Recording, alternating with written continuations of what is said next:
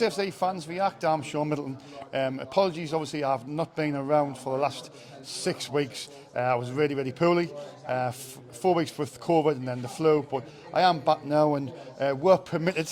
I'm hopefully back on a consistent basis. But anyway, on to bigger news. It was confirmed on Monday night at Sunderland. I parted company with head coach Tony Mowbray. Obviously, Michael, I haven't seen you for a long time, but it's nice to see you, pal. No, nice to see you. When was the last time I saw you? Was it Borough? It was the 4-0 Borough. Well, that was the last time we'd done a video. That was what 2 months ago then? 2. Wow, that's amazing how time's 6 gone. weeks, I think. It was like 6 weeks, but I've been poorly. Well, it was 2 months, wasn't it? Because that was the start of October. That it was. It was. Yeah, it's been surreal. Well, guys, obviously, thankfully, Shaun's better now. And to be honest, the main reason that we haven't done this video sooner is because I've been at work the last few nights. Wednesday night, we're recording this. So, at the time of recording, I've been at work, and we've literally come from work. Shaun's kindly picked me up from work to come here to record. So, I don't know why the audience needed to know that, but we're going with it. But yeah, they left it quite late to announce it, didn't they? What was it, like 10 o'clock Monday night? I was very late because I was just about to go to bed, and I went. It was Steve Cass put in the WhatsApp group. He said, Mickey Horsfield had put on Facebook that Tony Mowbray had been sacked. Now, this is before any confirmation, and literally, as soon as I done that, I went straight on the Twitter, and literally it started coming through. Then the club announced it. But my initial thoughts, Michael, I know you go first. Go on. I think you know my feelings on Tony Mowbray when he first came. He hated him and he's happy he had a going out party. He's just joking there. I've got no hate whatsoever for Tony Mowbray. He's an absolute gentleman, lovely man, and I wish him nothing but success in the future, whatever he does, whatever next club he joins. But when he first joined, I just thought to myself, this guy's not going to get us promoters. I looked at his career. The Celtic fan, you asked them when I was up Scotland, and people say it's only Scotland, but he didn't do anything up there. He got Blackburn relegated. Yes, he got them promoted back up from League One, and he had them playing good football. West Brom, he got them promoted in 2001, 2002, I think it was. And then obviously he had Middlesbrough. I think the Middlesbrough fans hold him in high regards because he's one of them. He's a local lad, so they like him through that. But to be honest, Michael, I thought in his first season, he definitely proved me wrong. He had a good relationship with the players. Diallo most notably. Oh yeah, we obviously know the quality. He went on that amazing run, and I mean, that weekend down Lancashire and went. Yeah, we have to thank Tony Moore for that. That day at Preston was unbelievable. One of the best away days I've ever been on. Probably the best for me. It was brilliant.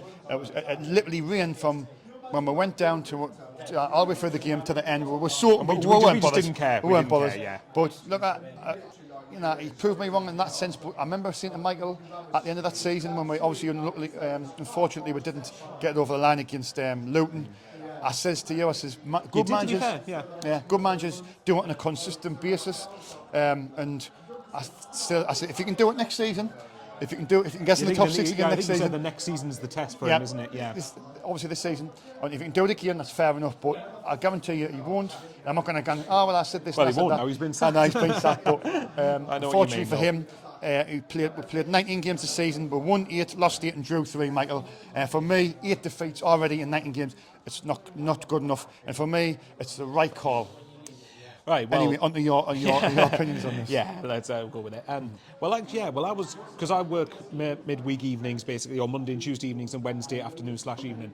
And I was coming back, and I was just not long coming. I was coming back from work, so I didn't check Twitter. I didn't check anything. Yeah. I was just listening to an audiobook, and then I got back, and then I got a message from someone who I talked to, and she's a Norwich fan. We're good friends, and she was saying that's a terrible decision by Sunderland. Saying, I think Sunderland are making a huge mistake, and I was like, what on earth is she on about?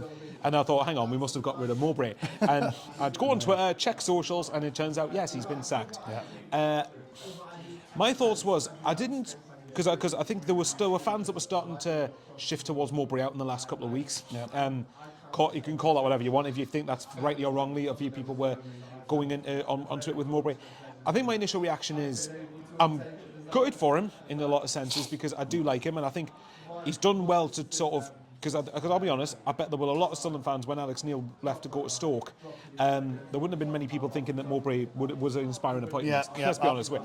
I definitely didn't. We didn't think it would be an inspiring one. But I did feel at the time he came in, at a time when what we needed was stability. And I think, and obviously, yes, we more than provided that because we got into the top 6. And in some ways, I think Mowbray is a victim of his own success in that last year. And I know, obviously, the caveat is last year we had Ahmad, this year we don't have him.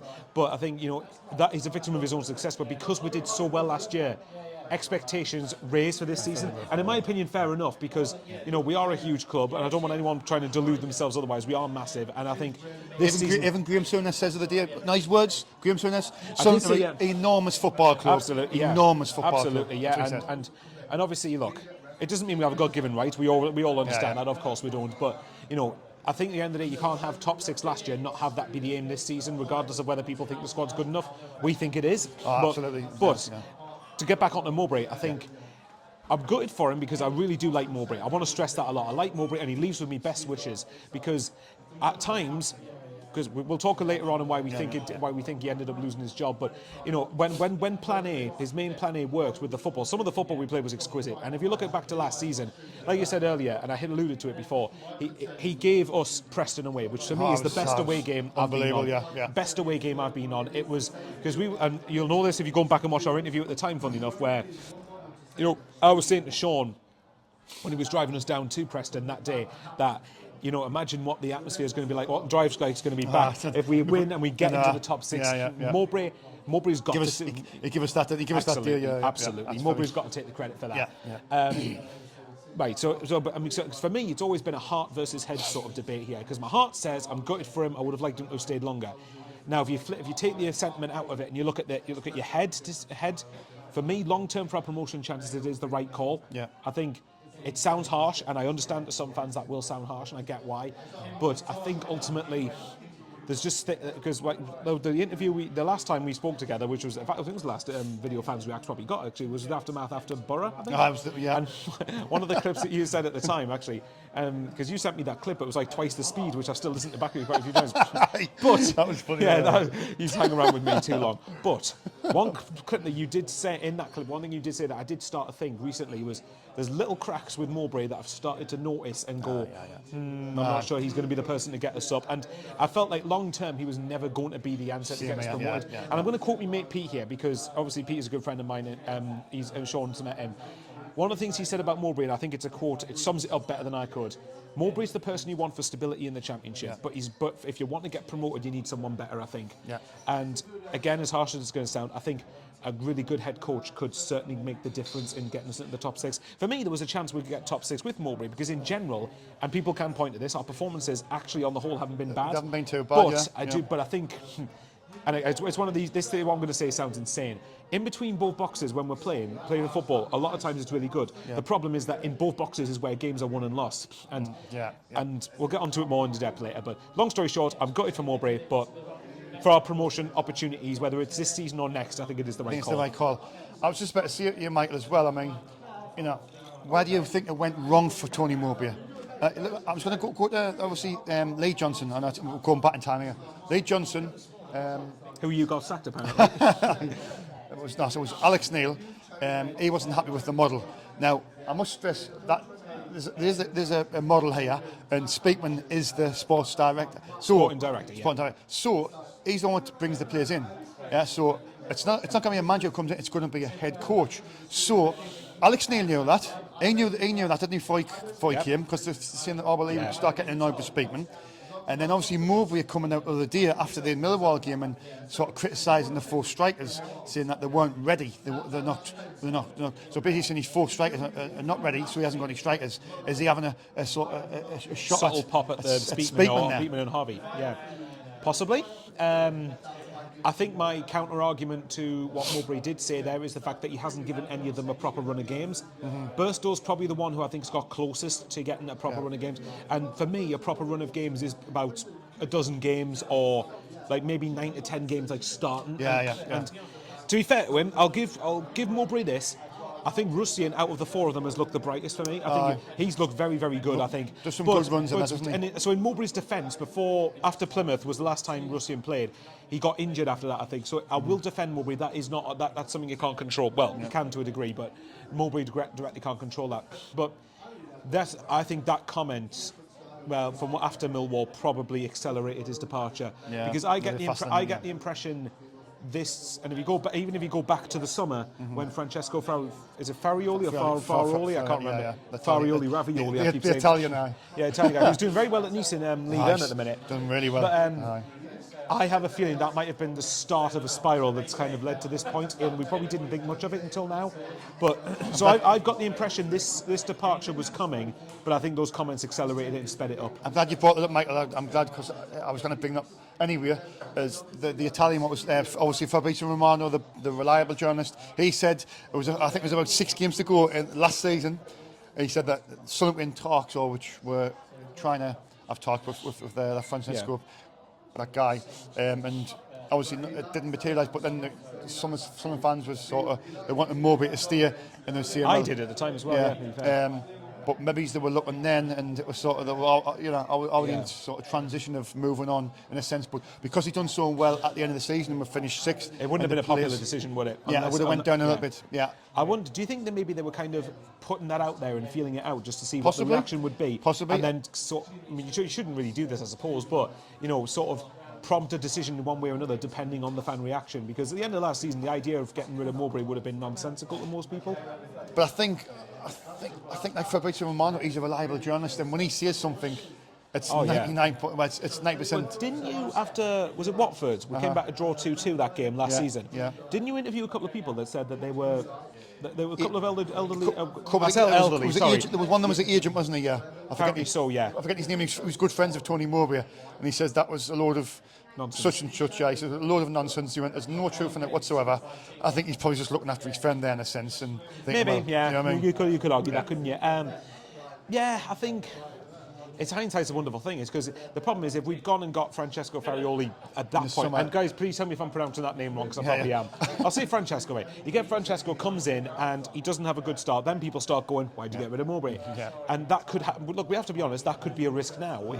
We could get someone in and they don't have a good start, and performances dip or results dip even further, and then you go, well, why? And a lot of people will go, and you could say, fair enough, why you get rid of Mowbray. But for me, that was probably the starting point where I wonder whether Speakman lost Mowbray's trust at that point, because you're thinking he's heard about it and he thought Mowbray might think, well, hang on, I've got these into the top 6 predominantly without a striker, or without an out striker rather, and I think maybe there's a bit of friction sort of going on there. But apparently, to balance it though, I've heard from Blackburn fans apparently did warn us about this, that when things don't go Mowbray's way, he starts coming out with little comments and little quotes and no plan B and things. Well, it's not just that, but it's also like digs at the hierarchy or subtle comments about saying. So to get back to the original point, I think Mowbray's handling of the strikers, in my opinion, has been pretty poor. I mean, I told you beforehand, and again, I think it's Roker Report that said this, so I might have heard this incorrectly. But if I'm right, apparently Sunderland's Instagram put out a post obviously saying we've parted ways with Tony Mowbray, best of luck for the future, and apparently Mason Burstow's account liked it.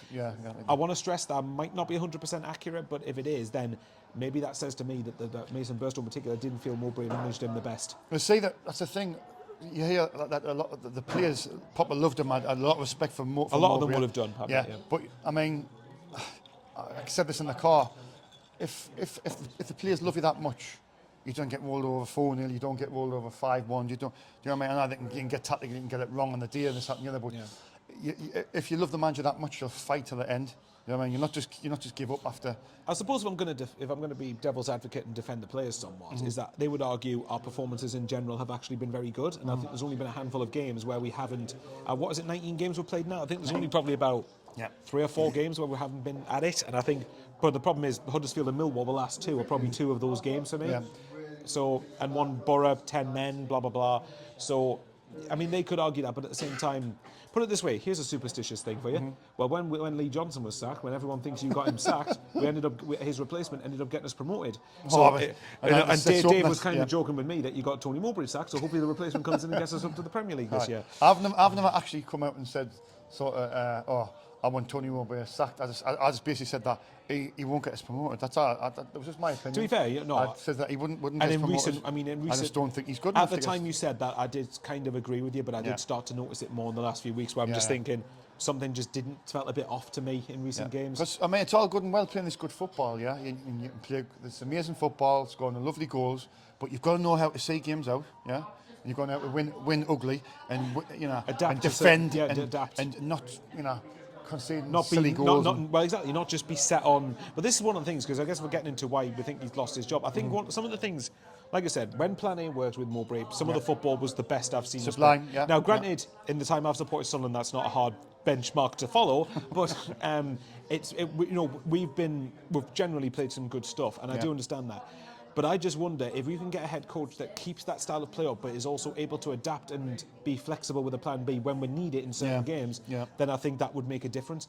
And I think with Mowbray, I've said this loads of times, I've said it constantly since he got dismissed, and I've said this to Shaun probably 3 or 4 times alone, to the point where he's probably fed up of hearing it. But Plan A, when it worked, was great. Now the problem is, Plan B, sometimes you need a plan B, sometimes you need to be able to adapt, and I got the impression with Mowbray, sometimes when he makes subs on, it's, let's just stick them on and hope they do something. Just fling them on, And sometimes, to be fair, he has got subs that have been right, but more often than not, for me, I felt like it was making substitutions for the sake of making subs, rather than because they might actually genuinely impact. Now, he could argue, well, actually, when the likes of Dak and Roberts came on at Millwall, we actually looked a bit better, and to be fair, they'll be validated in that, because I think there is argument to that. But for me, the biggest thing, everyone knows what I'm like with clean sheets and organisation and being hard to break down defensively. And look, it stands. I'm not going to bore everyone with it because you've heard it enough times.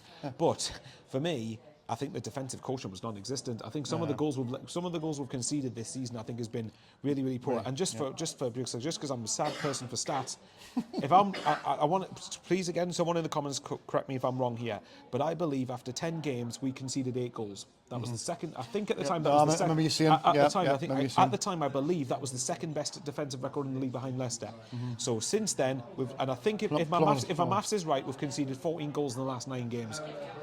That's not good enough, really. And you can caveat that by saying 4 of them were against Borough when we were down to 10 men. And while the 10 men thing is a factor, you shouldn't be getting beat 4-0, really. Just off the top of my head, some of the goals were conceded. The goal Birmingham scored against us before the international break in November. The goal Leicester scored against us, I thought, was poor. The second Stoke goal was poor. The second Plymouth goal was poor. Both Huddersfield goals were poor. The Millwall goal was poor.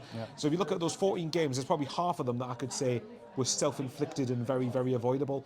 And I got the impression with Mowbray that he's not a particularly good defensive coach, or if it's him. He was actually a defender in his playing career. That's the thing, yeah. That's what I don't understand. I'm sure they won't mind me saying this. I got a message off someone saying, actually, yeah, Tony Mowbray's a defender, and it's kind of funny how defensively we've looked so vulnerable. So naive and so vulnerable, yeah. Yeah, so and look, I mean, if you want to go at the back four and say that the back four's inexperienced, well, Ballard's not inexperienced, really. This is his 3rd season in the Championship, and Luke O'Nien, whatever people want to say about him, is experienced. And and I know that sometimes he can, because I think O'Nien probably was at fault for Kevin Nesbitt's goal at Millwall. But if you look at it, there's been a lot of times he saved us in that position in centre back. So for me, I think I don't buy the back line being too young. I think and even if they are too young, is that not what the coaches are there for? To then coach this into them to try and defend better. And look, I'm not saying that defensively in general we have been terrible, because we haven't been, but. I just think recently, defensive standards, have dipped quite a bit. And I think with Mowbray, these type of goals kept on getting conceded, and we weren't doing anything to stop them. If you look at the Huddersfield game, both goals were conceded there were terrible. And I think when we're not scoring our chances, which is a separate issue altogether, I understand that. And that is something we need to address, really. But when you're not scoring the chances, you need to be keeping clean sheets. You need to be not giving teams something to hang on to. At least get a point.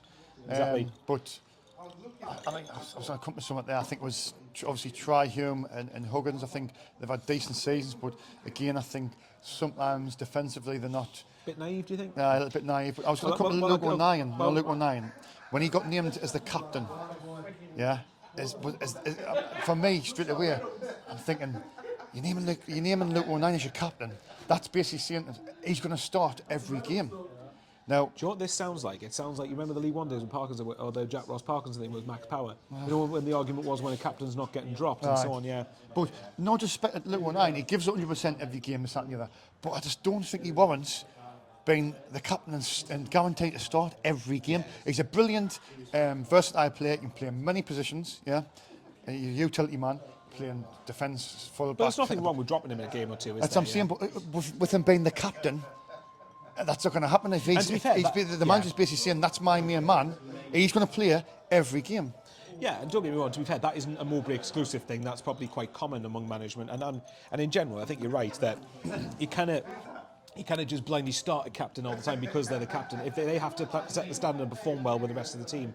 And 09 recently has been suspect. I'm not going to pretend that otherwise because I'm one of Luke 09's biggest fans. But he has been suspect recently. I think it's set pieces as well, Michael. I watch him, religiously. Watch him all the time, and he seems to get on the wrong side of the defender, or he starts to panic, and he starts to try pull, and wrestle. Yeah, he pulls the defender, pulls the shirt, and it's a little bit of a wrestling match, basically, doesn't he? Inexperience, and he's sometimes a little bit of a liability. I believe, anyway. Yeah. So I think a better head coach would address these things, I think, and would probably make it. I mean, but put it this way: everyone knows my opinion on Alex Neil, but putting that to the side for a minute, could you see us concede the type of goals we were if he was here? Definitely not. We were well drilled, well organised on Alex Neil. Now, don't get me wrong. 19 games unbeaten in league, and I was League One. Now, obviously, at the time of recording, I don't know when this is going out.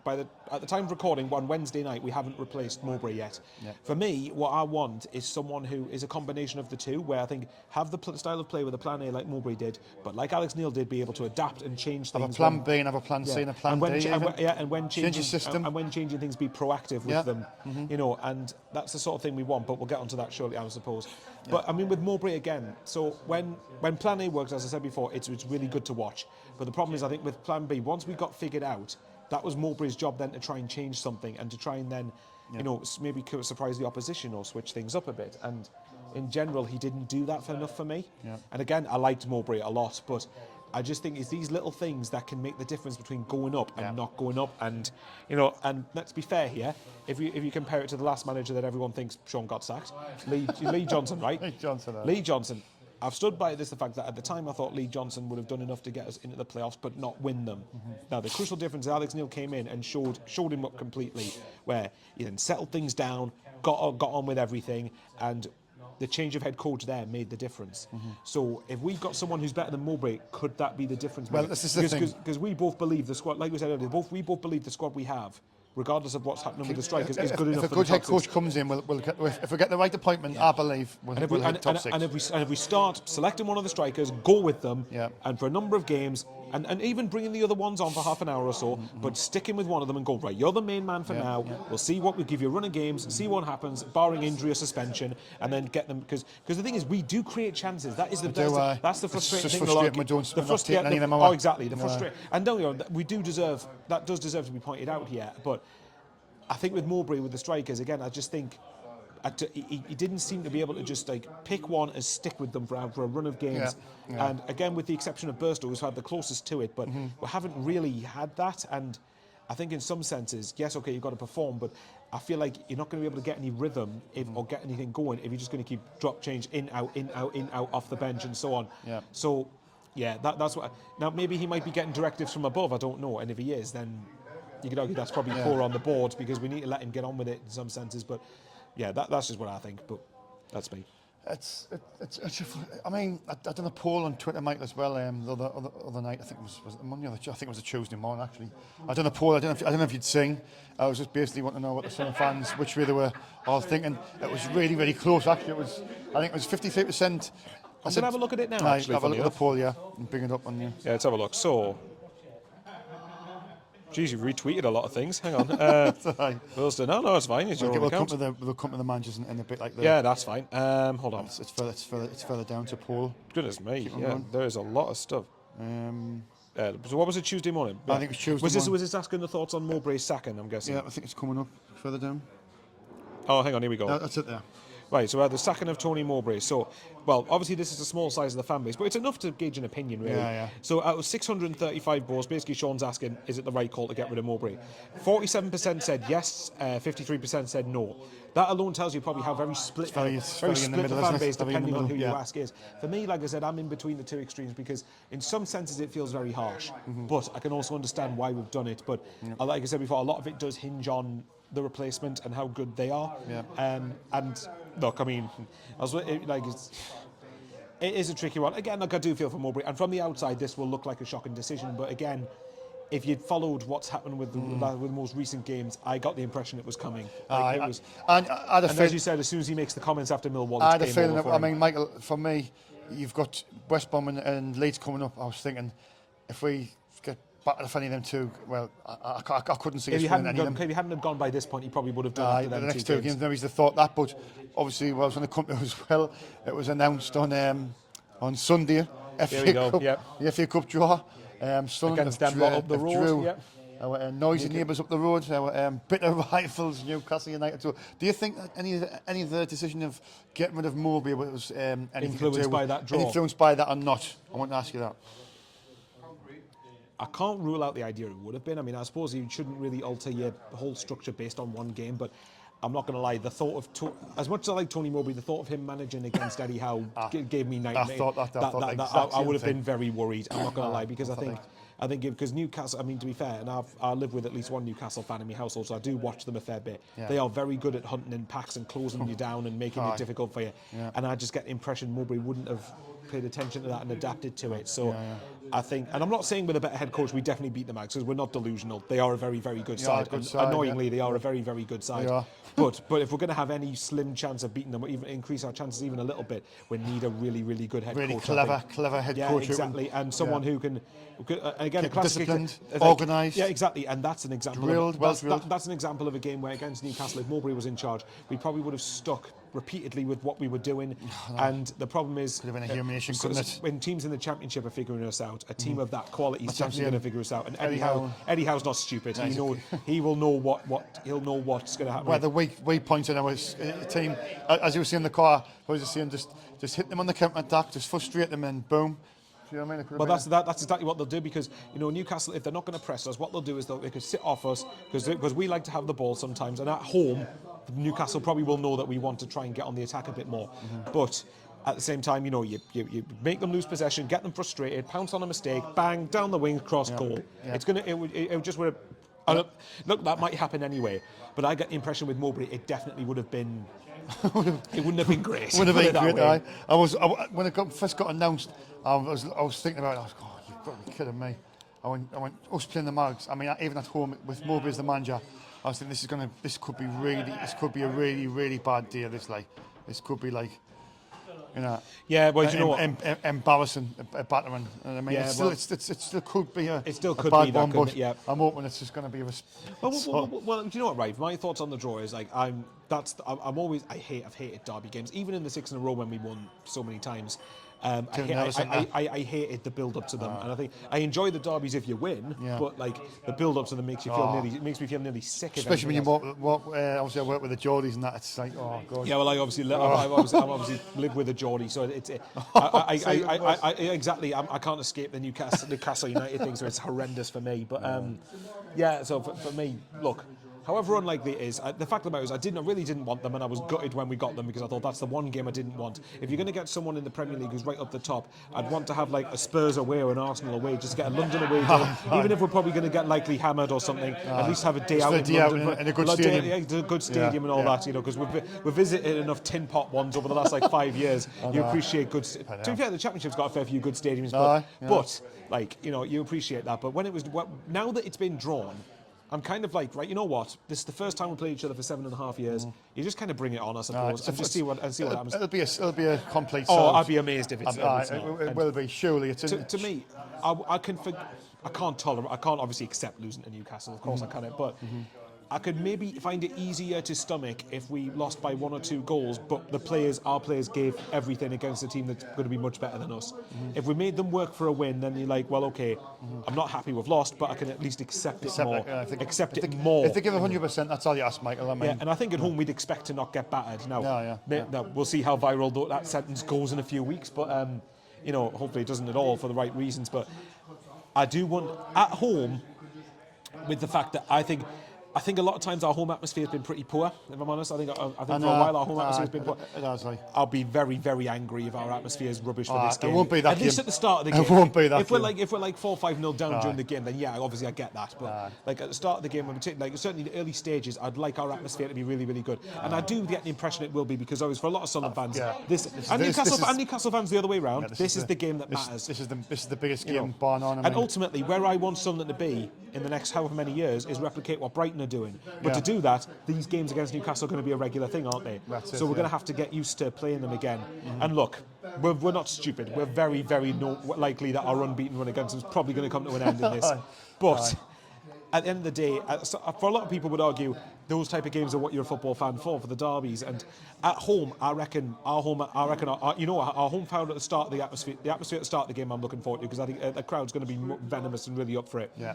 But for me, for this game, I feel like what we're going to have to do, and I hate saying it, but we're probably going to have to be really ugly to play against. We're probably going to have to be as dirty as possible without getting anyone sent off. Well, and by the way, VAR's not going to be at this stadium anyway, so we might be able to get away with it a bit more. But obviously, Luke O'Nien, I mean, under Mowbray in particular, Luke O'Nien went up against Alexander Isaac and Miguel Aymor and Anthony Gordon. I'm like, But you know what? That's sinking. If he can get some structural discipline, Luke O'Nien, for this game, I could see him relishing this. I could see him relishing this type of game. So Luke O'Nien? Yeah, I honestly reckon that. And maybe I'm looking too far ahead here, but Newcastle have got Chelsea in the Carabao Cup quarter-finals, so I want them to win now because their semi-final first leg, I believe, is a few days after they play us. So that could be so again. And by the way, in between the cup games, either side of them, they've got Liverpool on New Year's Day, and they've got Man City the week after playing us. So they might be thinking, right, I know Newcastle fans, I'm not stupid. They will really want to beat us, and fair enough. And obviously we're desperate to beat them. Yeah, you haven't beat us for a long time. They'll be well off. Well, it's all right if they took their blood money to beat us, if they do. So obviously that's a joke. Well, to an extent. Let us know in the comments as well. Obviously in this in the video, let us know what you obviously think about Tony Mowbray's sacking. Was it justifiable? Are you happy with it? Yeah. Do you think it was the right call? Just let us know in the comments. I'll be interested in the comments because I think it's going to be quite a mixed response. In my own YouTube video, I've had probably about over 100 comments, and there's been quite a mixed reaction from supporters. But it's hard to reply to them all, as well, isn't it? Especially when you work, isn't it? Oh yeah. I like all the comments. Everybody's comments. I always like. Oh yeah, I like all of them. But apologies, it's hard. I'm just too lazy to respond to everyone.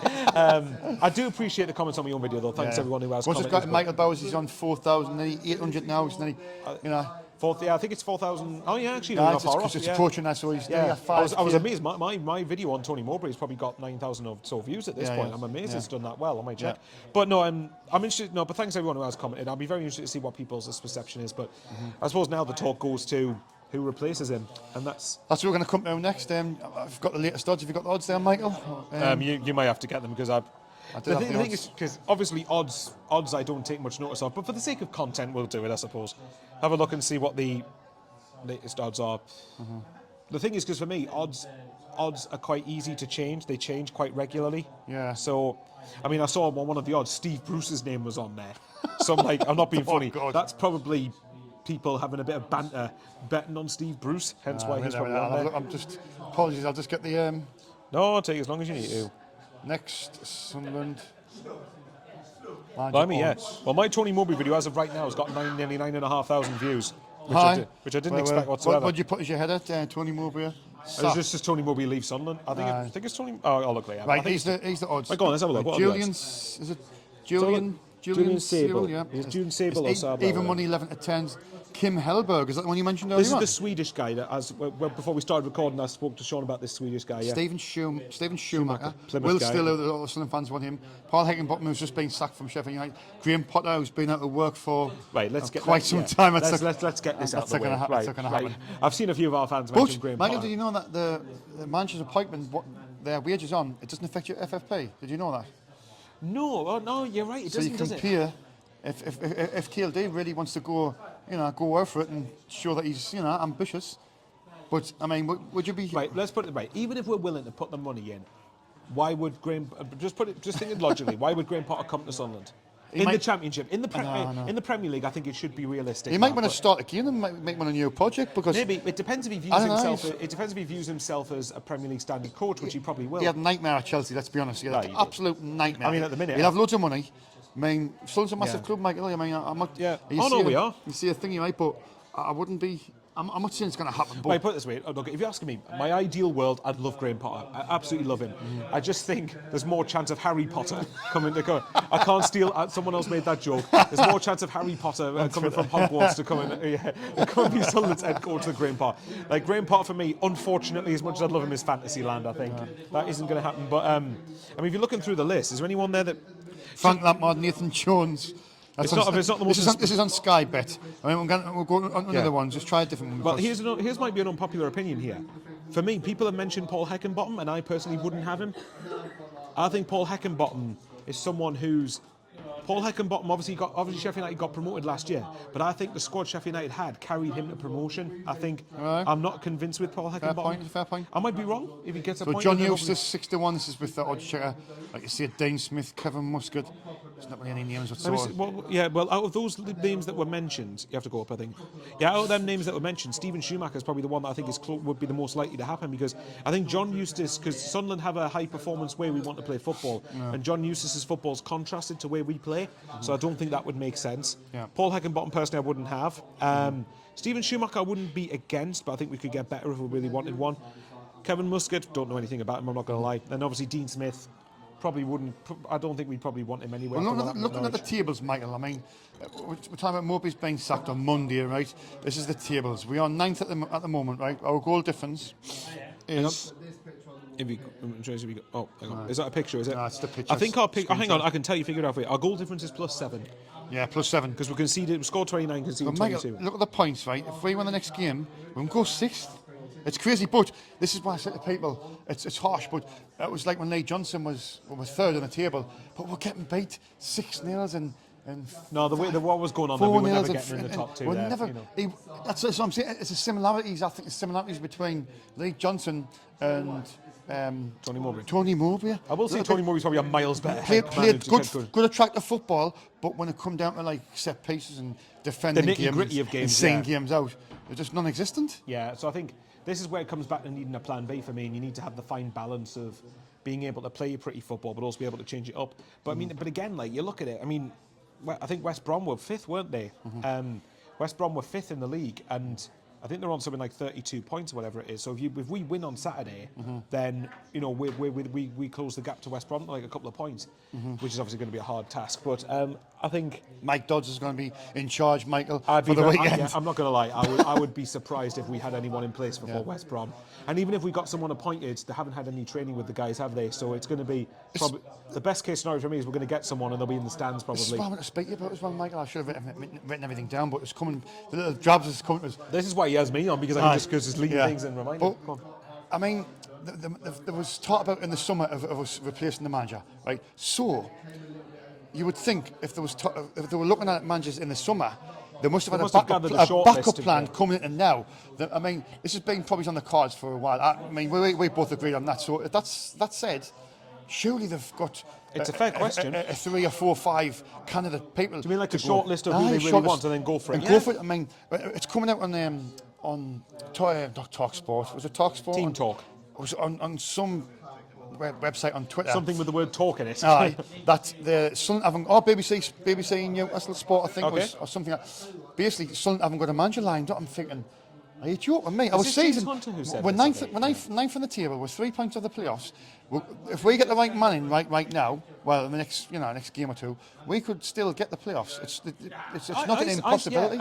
My opinion stands. Even if in the next couple of results we don't get a win, I still stand by that. I think we have a side that's good enough to be challenging for and finishing in the top 6, and I think we are. And I think in a lot of ways we've still got over half of the season left, but. I don't. To be fair, and one thing, obviously, I'm a big fan of Speakman, as you know, and I'm a big fan of Stuart Harvey, and I'm a big fan of the way we ran. But even I admit, like when we sacked Lee Johnson, we sacked him and didn't have a clue who to replace him with. And the process then was a shambles. It took way too long to appoint Alex Neil when we did.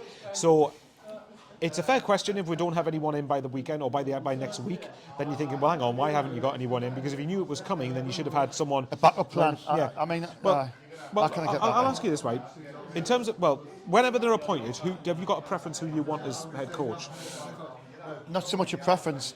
But I think what the route will go down, it's going to be a foreign coach, isn't it? Yeah. It's going to be a young foreign That's what coach. I think it'll be. 100%. Yeah. And Speakman have checked everything about them. Well, we do it based on data, don't we? Oh, the data strategy, everything like that. Speakman surely has got a 4 to 5. Well, hopefully we've got an ace up his sleeve there. Will Still is very popular with the Sunderland fans. Yeah. Well, look, I'm not going to pretend to know anything about him whatsoever, but I'm not. I did say that I think his replacement would be a foreign head coach that we've never heard of. Yeah. My preference would be Kieran McKenna at Ipswich, but there's a couple of factors there. One depends on the compensation, because we obviously would have to pay compensation. I don't know how long Kieran McKenna's contract runs out to, but I think he may have signed a new one in the summer, which makes it very unlikely. Yeah. And secondly, and out of respect for Ipswich, although I think we're a much bigger club than Ipswich, it would be insane to leave them when they're second in the table and they go for automatics. Yeah. But what I would counter that though with, and I know the size of the clubs don't compare in some sense, but Paul Warne left Rotherham last year in the Championship to go to Derby County in League One. Mm-hmm.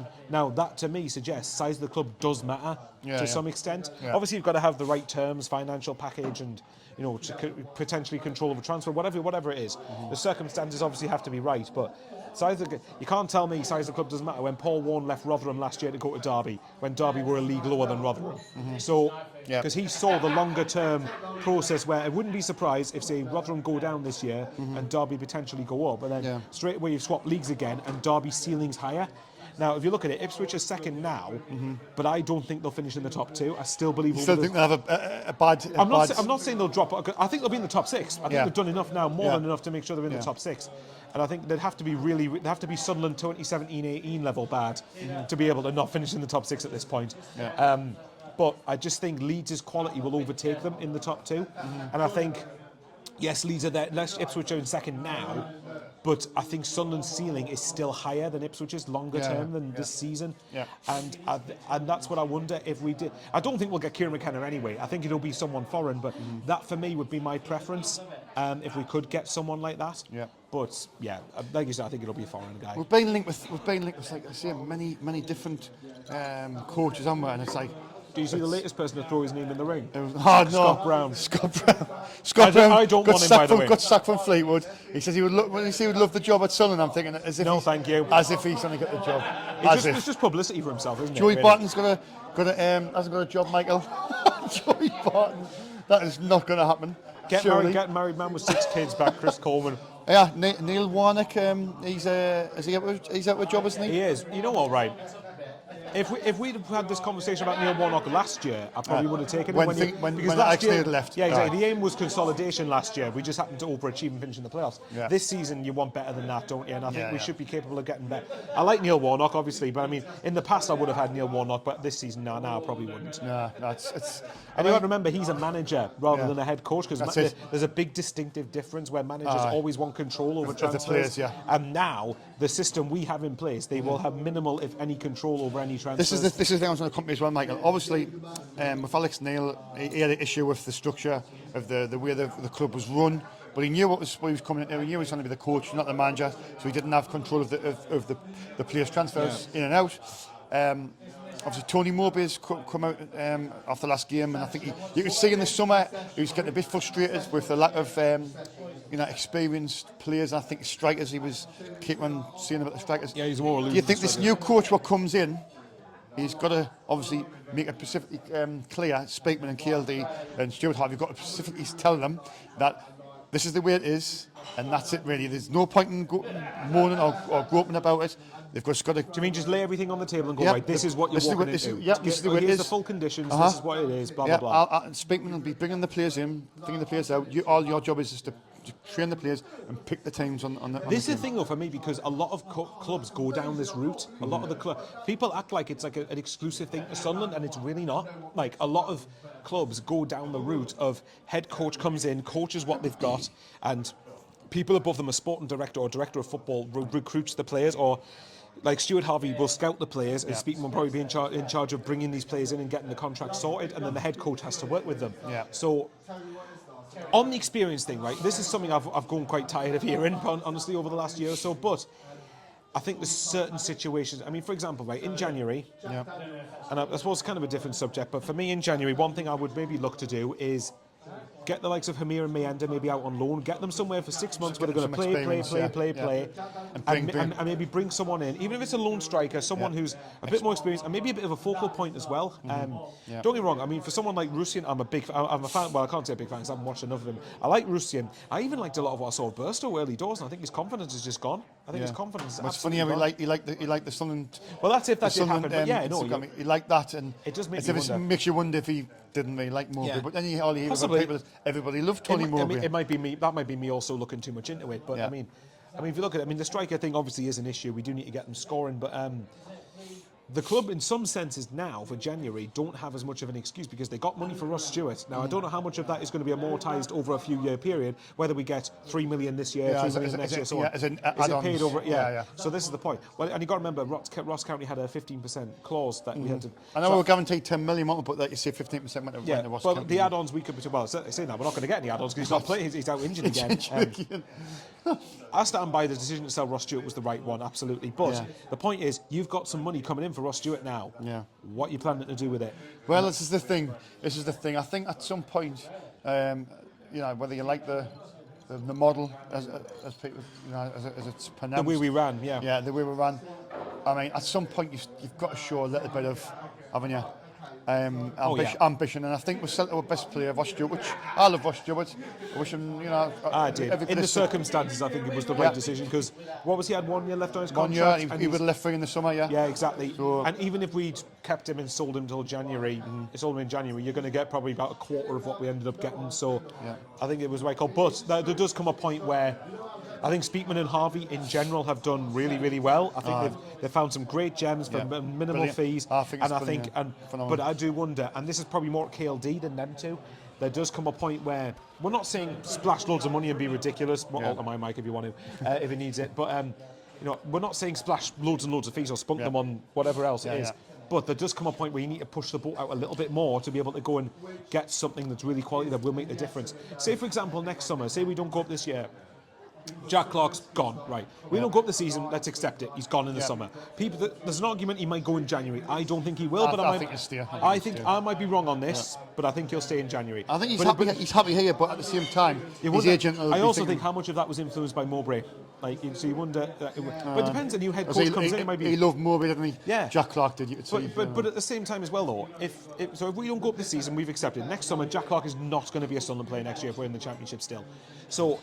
It then becomes, if you get a good fee, bearing in mind Tottenham have got a big sell-on clause from this deal, so if you got a huge fee, let's say, for me, 25 to 30 million next summer is what you should be getting for Clark, unless he gets injured for the rest 20% to Spurs, isn't it? Is it 20 or the 25? See, I heard a figure as high as 40. Oh, God. I'd be annoyed if we agreed a fee that... Well, whatever it is, let's say, for example... But that's why we're going for next that's what you've got to get a huge fee. So let's say, for example, if it's 25 to 30 and Spurs get, say, a third of that or whatever, but you've then still got a canny bit of money, I'd expect a good chunk of the fee to be invested on a replacement. It's got to be, Michael. You've got to... Even if you're not going to pump money into the transfers like outside revenue, then the money you get from player sales has got to be reinvested. I'm pretty sure it's 25 to 30%. So see worst case now it's 30%. That's a third of the fee, isn't it? Yeah, 30% of the fee. So see if it's 30 million, that'll be about. Then you get 20-ish, wouldn't you? Give or take. Obviously, it could be over a few-year period, but it could be 20. And then I would say, okay, you've got no excuse to not spend between 5 to 10 million. Then you've got the 10 million off Ross Stewart as well. Yeah, so you've got that. You've got those. I've got to remember, it might, Ballard could go, Neil could go. Yeah. The problem, Patterson could go potentially. This is the They've problem. all signed new deals, but there's always that risk, isn't there? Yeah, well, that's one of the reasons we probably have given them new deals where you can then protect the investment, which I don't mind. But I think that would become an issue of you can't lose too many in one go, but also if you get money in, if you got money for Jack Clark, then the money you get from there would then be expected to be reinvested, and that's fair enough. Again, even now, the Ross Stewart money, I know people say, well, the Ross Stewart money covered most of the summer business. We didn't get the Ross Stewart money until very, very late in the day. That's right, that deal could finance a couple of really, for all we know, we could have had a couple of really good players lined up for January. Could be sign, sale and deliver, couldn't it? One thing I would argue for January is that I think it's probably put an end to Ahmad's potential return, because I think a lot of conditions he returned was probably down to Mowbray. Possibly. Unless we really sold the idea of still him coming back. But I still think Ahmed loves the club, though. I think he did love Mowbray, but I still think he loves the club. And he loves Roberts are there, and Clark. He's good friends with them. Yeah, absolutely. I think but the point is, so for January, I think if the head coach thing is massive, and in January, if we're around the playoff picture, then you're thinking, well, hang on, we've got the money. If say we've got the money for Stuart here, gotta go and try and get. Let's go for it. Like let's you know, we've got nothing to lose, and we believe if we get in the playoffs, we'll have a chance of winning them. I say because that's the reason I want Leicester and Leeds to finish top 2, because I think if Leeds are in the playoffs, then I think probably not going to do now. But if Leicester and if it's Ipswich, Southampton, West Brom even, and we finish there, just as an example, I wouldn't bet against us with a good head coach of doing something. Yeah. So look, we're thinking a long way down the line, but the point is, the attention turns to Speakman and the KLD and the board. The attention turns to the board how we manage this. Do you think any of the players let them down, Mowbray? I mean, we're just going to wrap this up soon, because we've been going for nearly an hour now. But do you think any of the players that have let Tony Mowbray down? Any of them? I don't know if letting down's a strong. I know what you're getting at, but I don't know whether let him down's a strong term. But I think there's certainly players that maybe contributed to his dismissal. But I think maybe the defenders, maybe the fact that. I don't know. It's a hard one, really, because you could argue the strikers for not finishing the chances, but again, the counter is Mowbray didn't really settle with one, did he? He constantly changed them, and that's not going to help the strikers' confidence or rhythm and momentum. So, I don't know. I don't know so much about. Maybe you could argue the players towards the end, the strikers let him down, but I think Mowbray in a lot of ways let himself down with a lot of. With a number of things, but again, this is sounding like we don't like him. I really like Tony Mowbray, and he leaves with my best wishes. But I think there was things he did that probably contributed to his dismissal. I thought Mowbray. When he first joined, I was like, oh God. I remember saying to you when this could go bad. I was thinking of more of a relegation, like near the bottom end finish. But fair play to him, he got the best of the players, and they were playing. I'm grateful for last year. Playing for him from a long time, but you can play this good football, but it'll only last for so long. Then teams start to figure out, and you've got to change it and mix it up, and that's where I think he went wrong. He just didn't know how to see games out and adapt yet, and mixed up a little bit. And I think it's great. Good coaches adapt, don't they? Good coaches have a plan A, B, C, D, and E. You know, that are many different systems. That's what separates them from a lot of them. So, look. Final words on Mowbray, and final words, I really do like Mowbray. I can't stress that enough. I really do like Mowbray, and he gave me last season, which is probably by far the most enjoyable season. I mean, it doesn't say much, but last season was by far the most enjoyable I've had as a Sunderland fan since I've got into supporting them. Really, consistently enjoying them. Out of about 46 games last year, we said this on North East Updates. Go and check those videos out at the end of in the summer. And I said there was probably out of 46 games, there were probably half a dozen of them I didn't enjoy out of 46. And Alex Neil was there for about 6 of them, but. Out of the 40 games Mowbray had, about at least 30 of them I enjoyed. To sort of contradict myself a bit there. But I'm grateful for Preston last year, because Preston last year was the best away day I've been on. It was brilliant. The magical atmosphere. And Mowbray obviously had the players. We had Clark, Roberts, Ahmad, Pritchard. Neil was getting better. Echo was getting better. You know, in a time of what potential uncertainty with Alex Neil walking out on the club, Mowbray came in, galvanised everyone, and got us together. So he certainly helped us at least re-establish ourselves in this league. I know, because we want to get as far away from League One as possible now, because we don't ever want to be thinking about that turgid league ever again. But I think there has come a point where Mowbray probably did take us as far as he can, and we need to progress to the next level. So was the right call, Michael? Yeah, you agree it was the right call? In isolation, yes. Obviously, a lot of it hinges on the replacement, but I think for what we need to go and do going forward, yes, I think it probably is the right call. But I do like him. Well, Michael, it's been a long video. Thanks for everybody. Thanks for watching. Thanks for watching. Yes, thanks for watching for 55 minutes. It was a very long one. Hopefully, fingers crossed, me and Michael will be back for the aftermath against West Brom early kick-off on Saturday. And fingers crossed. Fingers crossed I can get to that one and start getting back on a regular basis and get the channel moving again. Yeah, and also, but thanks to everyone, because a number of people have asked me if Shaun's all right. So thanks very much to everyone who. Thanks for people who asked. Thanks to everyone who did ask. And thanks to people who've inquired about where the aftermath is. I've had people on Twitter, on Instagram, on Facebook, on my YouTube channel myself asking where it is or no. So hopefully, at least for now, fingers it's back. Crossed. Fingers crossed it'll be back this Saturday. Circumstances pending. Yeah, fingers crossed it'll be back this Saturday. And hopefully, Sunderland will get a new head coach in the next week or so. Michael. Go and subscribe to Michael Bowers. Thank you very much. Thanks. And let's get this channel to 5K as well. Take care. Thank you.